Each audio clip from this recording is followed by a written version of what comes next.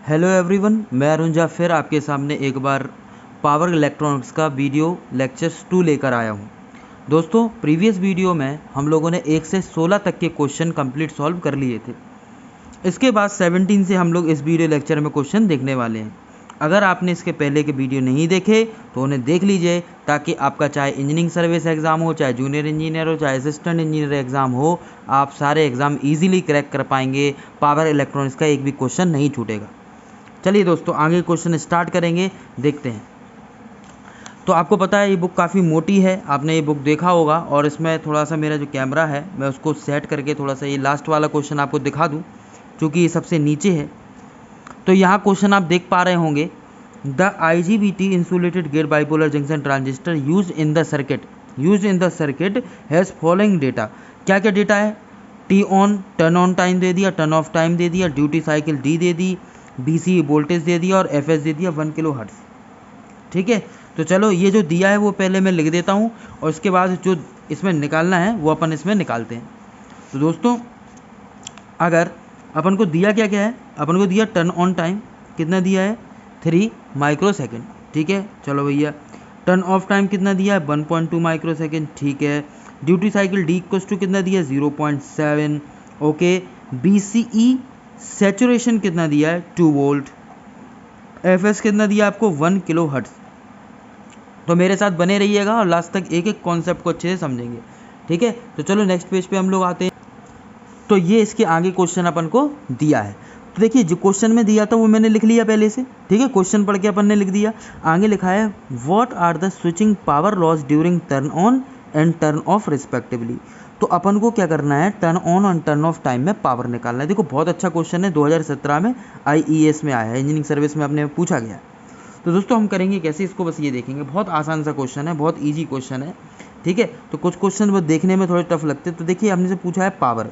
तो आपको मैं बता दूं कि अगर अपन को पावर निकालना है, कौन कौन सी power, turn on power and turn off power. अगर अपन को पावर ऑन पावर निकालना है, टर्न ऑन पावर, तो फॉर्मूला क्या होता है, फॉर्मूला होता है BCC IC, या ICC लिख सकते हैं, या IC नॉर्मल लिख सकते हैं, जैसे कलेक्टर करंट बोलते हैं, जो कि यहाँ पे फ्लो हो रही होगी। तो BCC upon IC upon 6 into T on यानी कि turn on time into supply frequency यानी कि FS। ठीक है। ऑफ बोलेगा, अगर यहाँ पे ऑफ बोलता है P ऑफ, तो यहाँ पे रखोगे BCC IC अपॉन 6 और T ऑफ आ जाएगा इंटू FS। तो देखो, अपने पास टर्न ऑन टाइम है, T ऑन है, ठीक है, रख देंगे। इसमें T ऑफ है, T ऑफ रख देंगे। FS क्या है, 1 किलो हर्ट्ज, ये भी रख देंगे। BCC क्या है, BCC ही आपका BCE होगा, यानी कलेक्टर टू एमीटर वोल्टेज ही आपका BCC होगा, तो इसे आप रख देंगे। ठीक है भैया। अब यहाँ पर ये 6 दे दिया। ड्यूटी साइकिल का तो यहाँ पे अपन को देखने को कुछ लग नहीं रहा, कोई दिक्कत नहीं है, ड्यूटी साइकिल की यहाँ पे ज़रूरत नहीं है। अच्छा, तो अपन को क्या चाहिए, अपन को IC चाहिए। अपन को अगर IC चाहिए तो IC कैसे निकालोगे? देखिए, इसके लिए आपके पास ये सर्किटरी दी गई है, ये सर्किट का अरेंजमेंट दिया गया। तो आपको पता है IC बराबर, जब आप BJT को सॉल्व करते थे तो IC क्या होता था, BCE, यानी कि BCE ये वोल्टेज होगा, या बोल दो BCC, यहाँ पे जो भी मैक्सिमम वोल्टेज होगा BCC होगा, BCC माइनस BCE।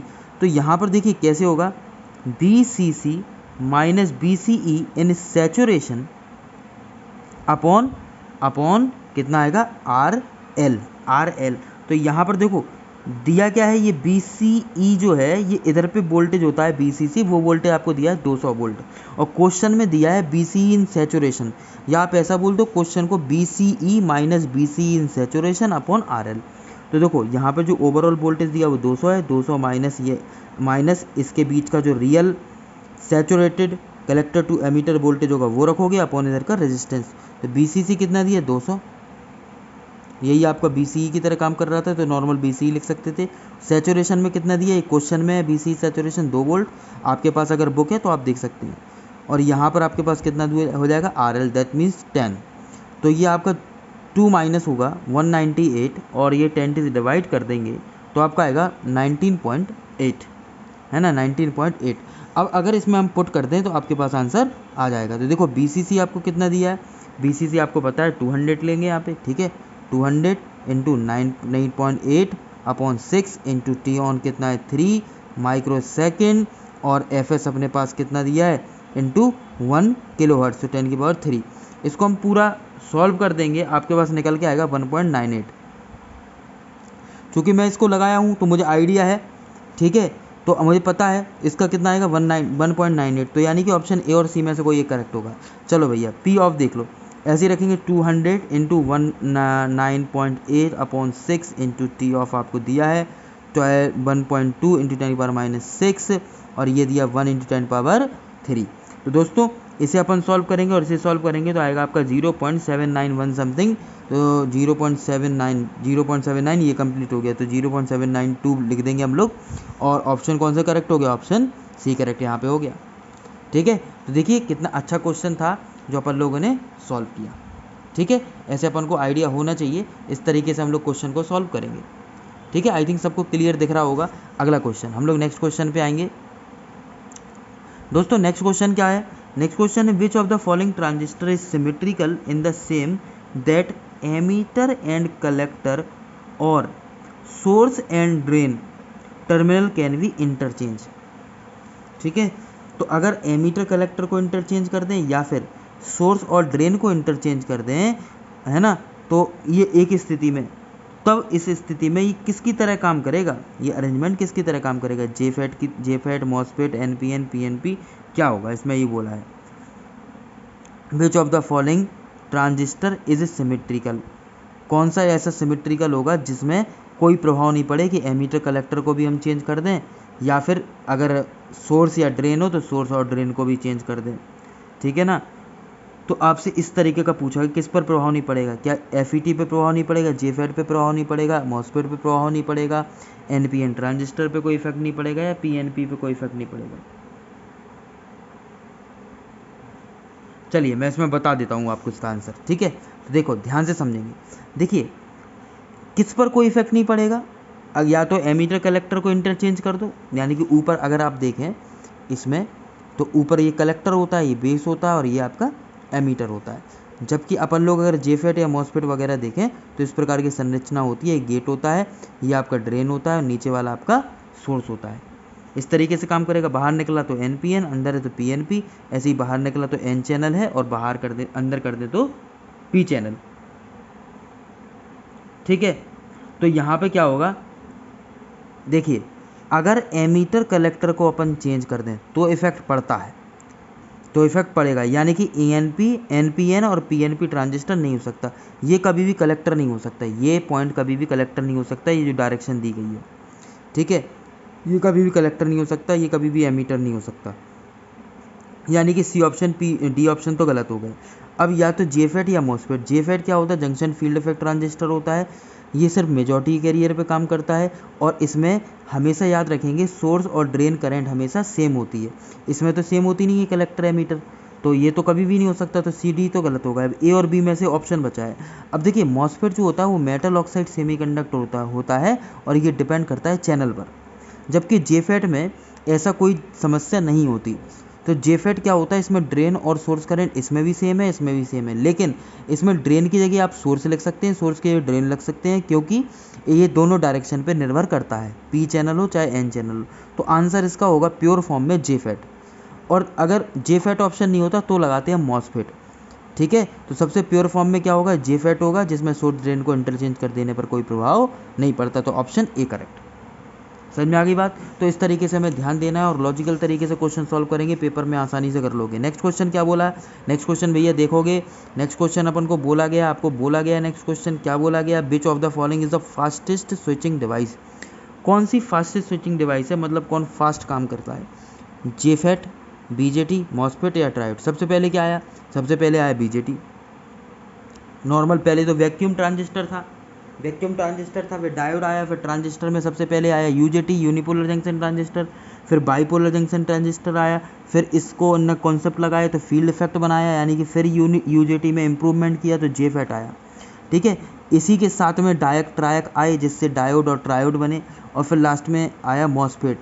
तो ये सब क्या है, मोस्ट ये एक क्रम है जिसमें सबसे ज़्यादा स्विचिंग किसकी होती है, मॉसफेट की होती है, सबसे कम किसकी होती है, एक नॉर्मल डायोड की तरह जो काम करता है उसकी होती है ना, या नॉर्मल पीएन जंक्शन की। तो मॉसफेट की स्विचिंग सबसे फास्ट होती है, इसको आप याद रखेंगे। तो विच ऑफ द फॉलोइंग है the fastest switching device, MOSFET. ठीक है, ये IES 2014 में पूछा गया। नेक्स्ट क्वेश्चन अपने पास, थायरिस्टर इज नथिंग बट आ। तो थायरिस्टर क्या है? देखो थायरिस्टर एक SCR होता है, अपन को पता है। और ये जो थायरिस्टर होता है ये किसको दर्शा रहा है? ये कंट्रोलिंग स्विच को दर्शा रहा है, या कंट्रोल ट्रांजिस्टर को दर्शा रहा है, या amplifier with large current rating को दर्शा रहा है, एम्पलीफायर विथ हायर गेन को दर्शा रहा है। तो मैं आपको एक बता दूं बात कि रेटिंग तो लार्ज होती है, ठीक है। ये एक ट्रांजिस्टर तो है नहीं, ट्रांजिस्टर अलग होते हैं, थायरिस्टर अलग होता है। ये होता है ट्रांसफर द रजिस्टर, ट्रांजिस्टर कहलाता है ट्रांसफर द रजिस्टर। थायरिस्टर क्या कहलाता है? थायरिस्टर कहलाता है थायरेट्रन प्लस रजिस्टर। ये आपका थायरेट्रन कहलाता है, इसे क्या बोलते हैं अपन? थायरेट्रन। तो थायरेट्रन प्लस रजिस्टर ये कहलाता है। तो थायरेट्रन एक डिवाइस होती है जिसमें रजिस्टर कनेक्ट होता है। तो नॉर्मल जो डायोड होता है ये कैसा है? एक अनकंट्रोल डिवाइस है। कैसा है? अनकंट्रोल। जबकि जो थायरिस्टर होता है ये आपकी कंट्रोल डिवाइस है। क्यों है कंट्रोल डिवाइस? क्योंकि किसी ये फायरिंग एंगल पर काम करता है, किसी फायरिंग एंगल पर काम करता है।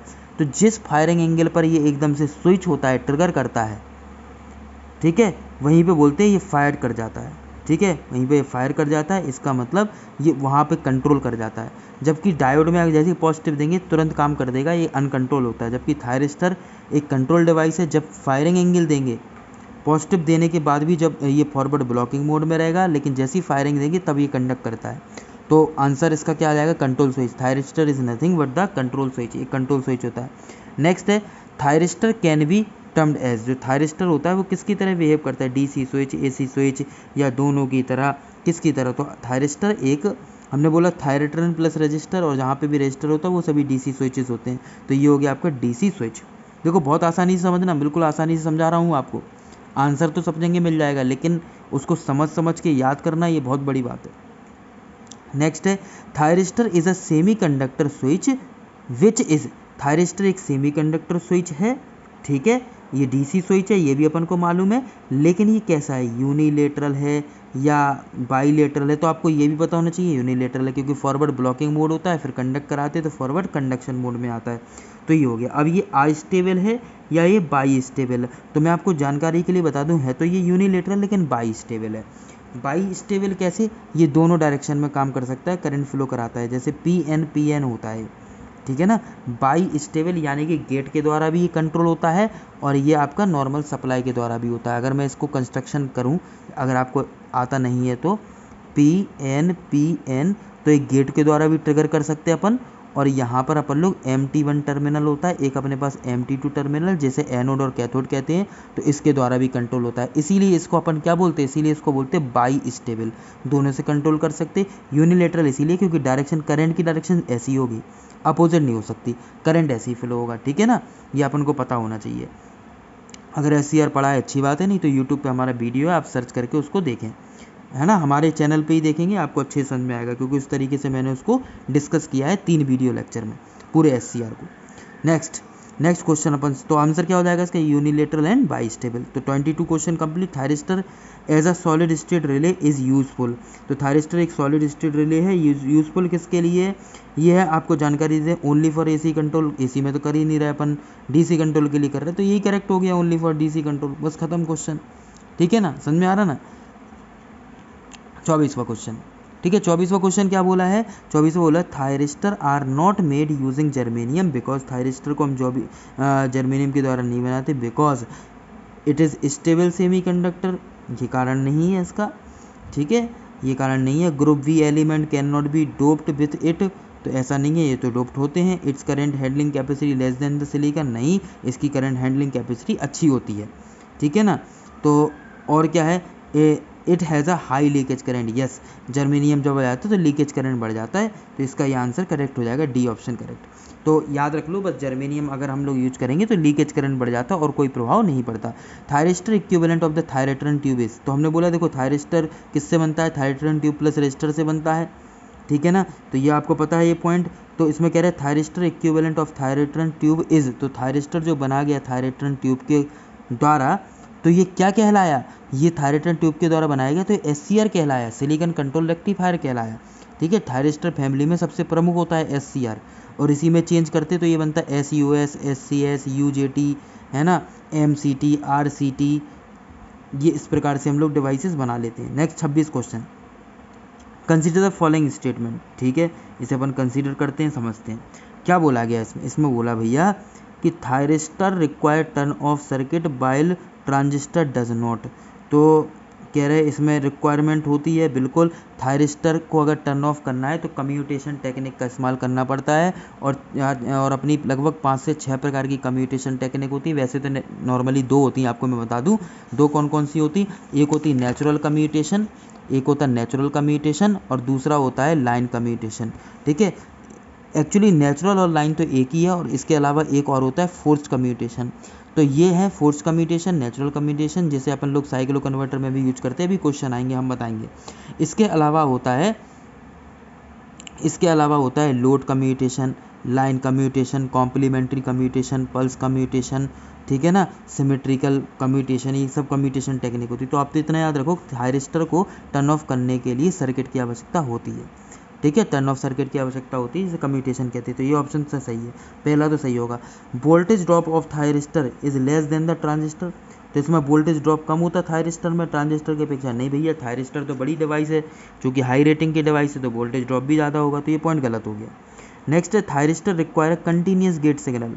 थायरिस्टर को कंटिन्यूस गेट सिग्नल की आवश्यकता होती है। ऐसा जरूरी नहीं है, ये पल्स गेट पे भी काम करता है, कंटिन्यूस पे भी काम करता है, सिमेट्रिकल पे भी काम करता है, सबकी इसे आवश्यकता होती है। तो ऐसा कंपलसरी नहीं है, यानी कि ये भी पॉइंट गलत हो गया। नेक्स्ट है transistor draw continuous base current. इसे बेस करंट की आवश्यकता होती है, कंटिन्यूस बेस करंट की आवश्यकता। तो कौन सा 1-4 सही हो जाएगा? देखो ऑप्शन मिल गया तुरंत करेक्ट, डी ऑप्शन। समझ में आ रही भैया? नेक्स्ट है एन SCR। क्या है क्वेश्चन? नेक्स्ट पॉइंट क्या है अपने पास? An SCR is consider to be semi control device because. तो SCR एक सेमी कंट्रोल डिवाइस की तरह काम कर सकता है, लेकिन कब?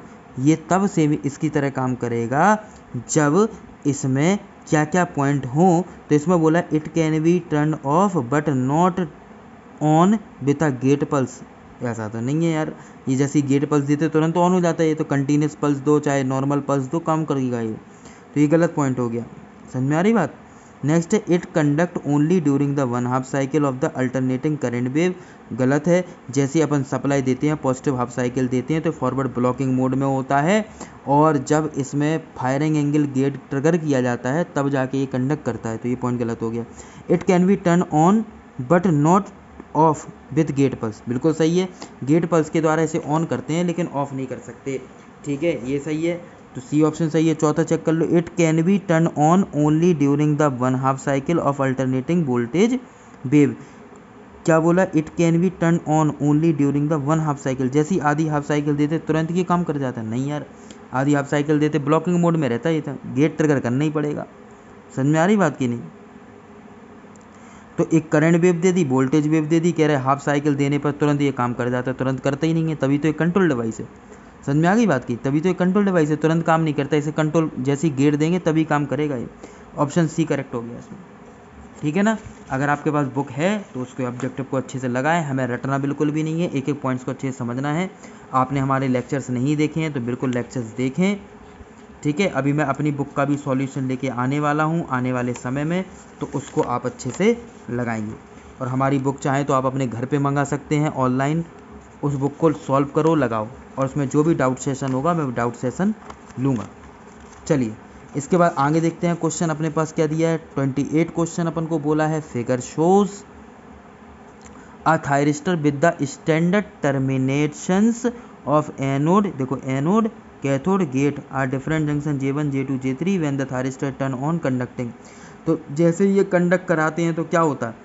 तो भैया J1 J3 conduct forward bias होता है, J2 आपका रिवर्स वाइस होता है। J2 आपका क्योंकि ऊपर पॉजिटिव नीचे नेगेटिव, तो ये positive negative PN junction forward में आया, फिर ये पॉजिटिव नेगेटिव तो ये रिवर्स में आया, पॉजिटिव नेगेटिव फॉरवर्ड में आया, तो ये दोनों फॉरवर्ड ये रिवर्स। तो J1 J3 कैसे होंगे? फॉरवर्ड वाइस, और J2 कैसा होगा? Reverse bias. तो इस तरीके से काम करता है, ठीक है। लेकिन लेकिन लेकिन ध्यान से सुनेंगे पॉइंट, ये हो गया कंडीशन किसकी? फॉरवर्ड ब्लॉकिंग मोड की। किसकी? Forward blocking mode. क्वेश्चन क्या है? क्वेश्चन बोला when thyristor is turn on and conducting. समझ में आ रहा? अगर बोलते thyristor is in turn on and blocking state, अगर ब्लॉकिंग लिख देता है, यहाँ पे लिखता है टर्न ऑन एंड ब्लॉकिंग, तो आप बोलते J1 J3 forward bias, J2 reverse bias, लेकिन लिख दिया turn on and conducting, conducting कैसी, जैसे गेट देते तुरंत गेट जैसे हम देंगे तुरंत ये कैसा होगा, रिवर्स बायस वाला फॉरवर्ड बायस में हो जाएगा। तो सभी कैसे हो जाएंगे, कंडक्ट कर जाएंगे, J1 J2 J3 are all forward bias. ठीक है, गेट जैसे देंगे पॉजिटिव मिलेगा और पॉजिटिव से ये J2 को क्या कर देगा, J2 को ये कंडक्ट कर देगा, फॉरवर्ड बायस में कर देगा। देखो समझने वाला क्वेश्चन है, यही लोग गड़बड़ कर देंगे। अगर यहाँ पे ब्लॉकिंग लिखा है तो ये सही हो जाएगा, J1 J3 फॉरवर्ड और J2 रिवर्स, लेकिन कंडक्टिंग लिखा है तो सभी forward bias. When the cathode of the thyristor is made more positive than its anode, यानी कि कैथोड अगर पॉजिटिव कर दें, कैथोड कौन सा होता है, नीचे वाला, ये अगर आपका पॉजिटिव कर दें इसकी अपेक्षा more positive with respect to anode, तो क्या होगा, all the junction reverse bias, outer junction are reverse bias and central forward bias. ठीक है, तो अगर ये पॉजिटिव कर देंगे, ये नेगेटिव कर देंगे, तो ये पॉजिटिव नेगेटिव ये रिवर्स आ गया और ये भी पॉजिटिव नेगेटिव रिवर्स आ गया, और ये आपका आ जाएगा पॉजिटिव नेगेटिव, ये फॉरवर्ड आ गया। तो आउटर ये बाहर वाले हैं, आउटर ये रिवर्स बायस होंगे, बीच वाला कैसा होगा, फॉरवर्ड बायस, यानी कि ऑप्शन बी करेक्ट हो जाएगा इसमें। देखो रटना बिल्कुल भी नहीं है, मैं बता रहा हूँ, आपको कॉन्सेप्ट समझना है बस। नेक्स्ट है when the thyristor in the forward blocking state, then अगर थायरिस्टर फॉरवर्ड ब्लॉकिंग स्टेट में, तब क्या होगा भैया, बोला तो है अभी ब्लॉकिंग में है, फॉरवर्ड ब्लॉकिंग में, तो यानी कि J1 J3 कंडक्ट करेंगे, J2 कंडक्ट नहीं करेगा, यानी कि 2 फॉरवर्ड बायस में होंगे, एक नहीं होगा। तो देखो all 3 junction reverse bias, anode and cathode junction are forward bias but gate junction is reverse bias. ठीक है, anode junction is forward bias but other 2 reverse bias, anode and cathode are forward bias but cathode is reverse bias. तो देखो आपको समझ में ही आ गया, बी ऑप्शन होगा, anode cathode junction are forward bias and gate वाला कैसा होगा, रिवर्स बायस। तो आपको पता है ये आपका फॉरवर्ड, ये बीच वाला reverse. Next question, in the forward bias portion of the thyristor IV characteristic the number of the stable operation region. तो सभी को मालूम है इसमें कितने रीजन होते हैं, जो स्टेबल ऑपरेटिंग रीजन जिसमें ये कंडक्ट करता है, forward bias portion of the thyristor. अगर फॉरवर्ड बायस की बात करें तो फॉरवर्ड बायस में 2 ऑपरेटिंग रीजन होते हैं, कौन कौन से, फॉरवर्ड ब्लॉकिंग मोड, और जैसे ही अल्फा देते ट्रिगर करते गेट देते तो ये होता है फॉरवर्ड कंडक्टिंग मोड। अगर लिखा रहता है रिवर्स बायस पोर्शन में कितने स्टेबल रीजन होते हैं, तो एक रीजन होता है 1। क्लियर। तो देखो थ्योरी को ही घुमाया गया कि बंदा कंफ्यूज हो जाए, कोई भी बंदा कंफ्यूज हो जाए, इतना इसमें घुमा दिया गया, जबकि इसमें कुछ भी नहीं है। क्लियर है, आई थिंक सभी भाइयों को बहुत अच्छे समझ में आ रहा होगा। चलो तो नेक्स्ट क्वेश्चन 32वां आपके सामने हाजिर है। 32वां क्वेश्चन क्या बोल रहा है, देखिए 32वां क्वेश्चन में 1 मिनट सेट कर दूं आपके लिए मैं, ठीक है। 32वें क्वेश्चन में consider the following statement regarding the thyristor, इसमें कौन सा सत्य है ये अपन को बताने। देखो it conduct when forward bias and positive current flow through the gate, ये तभी कंडक्ट करेगा जब ये फॉरवर्ड बायस में हो और पॉजिटिव करंट दे दें गेट के द्वारा, यानी कि गेट सप्लाई दे दें। It conduct when forward bias and negative current flow the gate, नहीं भैया, क्योंकि पी में कनेक्ट है ना। आपका थायरिस्टर कहाँ पे कनेक्ट होता है, थायरिस्टर आपका यहाँ बना देता हूँ मैं फिर से, क्योंकि इसकी ज़रूरत पड़ेगी अपन को हर बार। PN ये आपका है एनोड और ये आपका नीचे वाला कैथोड, और इधर पे क्या हो गया गेट। तो P में आपको उनको पॉजिटिव ही देना पड़ेगा, यहाँ पॉजिटिव रहेगा यहाँ नेगेटिव रहेगा। तो बस इतना सा है, ये लॉजिक अगर समझ गए तो क्वेश्चन इजी तरीके से हो गया। It conduct when forward bias and positive current flow through the gate, या पॉजिटिव होना चाहिए आपका प्लस माइनस, ठीक है, forward bias. It conduct when forward bias में नेगेटिव करंट फ्लो होता है, ये क्या नेगेटिव होना चाहिए, नहीं, तो ये गलत हो गया। It commutates when the reverse bias and negative current through the gate, यानी कि इट कम्यूटेट मतलब जब इसे टर्न ऑफ करना है तो इस पर रिवर्स बायस करना पड़ेगा, ठीक है, नेगेटिव पॉजिटिव करना पड़ेगा, अपोजिट करना ही पड़ेगा, इसे कम्यूटेट तभी होगा, कम्यूटेट मतलब टर्न ऑफ करना। और negative current through the gate देने की इसमें आवश्यकता ही नहीं है, तो ये पॉइंट गलत हो गया। It commuted when the gate current is withdrawn, कह रहा अगर गेट करंट अकेला ही दिया जाए, गेट करंट अकेला ही दिया जाए और कुछ से मतलब नहीं है, तो ये आपका कम्यूटेट कर जाएगा, नहीं, गेट से मतलब ही नहीं होता, ठीक है। गेट का उपयोग तो करते हैं सब टर्न ऑन करने के लिए, अदरवाइज नहीं। तो ऑप्शन 1 ही हमें दिख रहा है, it conduct when forward bias and positive current flow through the gate, ठीक है, ये आपका करेक्ट हो गया। जो कितना मज़ेदार क्वेश्चन है। नेक्स्ट क्वेश्चन अपन को क्या बोला है, ये सारे इंजीनियरिंग सर्विस आप देख पा रहे हैं। Turn on off the thyristor take place when, और यही क्वेश्चन कॉपी पेस्ट हुए UPPCL में, लखनऊ मेट्रो में, DMRC में, JEE के पेपर में। बिलीव ना हो, आप पुराने 5 साल के पेपर उठा के देख लो, आपको इसमें से कॉपी पेस्ट क्वेश्चन दिखने को मिल जाएंगे, ठीक है ना। Turn on off a thyristor take place when, thyristor को टर्न ऑन करना है तब क्या होगा, तो अपन को पता है anode cathode voltage is positive, ठीक है। एनोड और कैथोड कैसा होना चाहिए, पॉजिटिव होना चाहिए, ऐसा पॉजिटिव होना चाहिए एनोड इसके रिस्पेक्ट में। Anode to cathode voltage is negative, तो नहीं भैया ये तो गलत हो गया, टर्न ऑन कहाँ से होगा। There is a positive current pulse at the gate, ये होगा इसमें। यह कह रहा है anode to cathode voltage is positive, anode to cathode voltage is positive and there is a positive current pulse gate, और पॉजिटिव, तो ये बिल्कुल सटीक है। ओवरऑल बोल रहा है ना कि भैया टर्न ऑन करना है तो थायरिस्टर को सिर्फ एनोड में पॉजिटिव और नीचे नेगेटिव देने पर थोड़ी काम कर जाएगा, या तो इसको लगातार देना पड़ेगा, ठीक है। तो ये तो पॉजिटिव है, एनोड और कैथोड ये पॉजिटिव है विद रिस्पेक्ट टू कैथोड, और गेट पॉजिटिव है, तभी ये काम करेगा, यानी कि ऑप्शन डी करेक्ट हो गया, ठीक है। नेक्स्ट क्वेश्चन अपन को क्या बोला है, for the V I characteristic, क्या बोला, for the V I characteristic of S C R which of the following statement is correct, ठीक है। तो वी आई कैरेक्टरिस्टिक बोला है एस सी आर के, तो इनमें से कौन सा सत्य होगा, तो इसमें देखिए ऑप्शन क्या है, it will trigger when applied voltage is more than the forward break over voltage, बिल्कुल सही है कि भैया अगर इसमें applied voltage forward break over voltage से ज़्यादा, अपन लोग कैरेक्टरिस्टिक इसकी पढ़ते थे, इस प्रकार से वेव फॉर्म मिलती थी। अगर जो अप्लाइड वोल्टेज है एनोड टू कैथोड वोल्टेज, अगर ये ब्रेक ओवर वोल्टेज से ज़्यादा है, anode to cathode voltage break over voltage से ज़्यादा होगा, तभी एकदम से ये जो आपकी होल्डिंग करंट है किस में तब्दील हो जाएगी, लैचिंग करंट में तब्दील हो जाएगी, और तब जाके ये कंडक्शन होगा, तब जाके ये कंडक्शन होगा। तो ये पॉइंट तो सही है। Next, holding current is greater than the latching current, तो होल्डिंग ग्रेटर होती है, गलत, लैचिंग ग्रेटर होती है, तो ये पॉइंट तो देखो साक्षात गलत हो गया आपके सामने। When the reverse bias a small value of leakage current below flow, ठीक है। तो अगर रिवर्स बायस देंगे तो स्मॉल लीकेज करंट फ्लो होगी, ठीक है, स्मॉल लीकेज करंट फ्लो होगी, ठीक है। रिवर्स बायस में तो लीकेज करंट फ्लो होती है। It can be triggered without gate, ये हम इसे बिना गेट के ट्रिगर कर सकते हैं क्या, बिना गेट के ट्रिगर कर सकते हैं, हाँ। पॉजिटिव टू नेगेटिव इतना दिया जाए, इतना दिया जाए कि ये यही ब्रेक ओवर वोल्टेज से एनोड कैथोड से की वैल्यू ज़्यादा हो जाए, ट्रिगर हो जाएगा। तो ऑप्शन 1, 2 और 4 दिख रहा है हमें, 1, 2, 4 किसमें, सॉरी 2 तो है ही नहीं है ना, होल्डिंग ये तो गलत, 1, 3, 4, सॉरी 1, 3, 4, तो 1, 3, 4 कौन सा हो गया, 1, 3, 4 ऑप्शन बी करेक्ट, ठीक है। आई थिंक आपको बहुत अच्छे समझ में आया होगा। इसके बाद का वीडियो मैं नेक्स्ट वीडियो लेक्चर में लेके आता हूँ, आपके 35 से क्वेश्चन फिर सॉल्व कराऊंगा। यहाँ पे अपन ने पूरे क्वेश्चन देखे 17 से लेके 34 तक।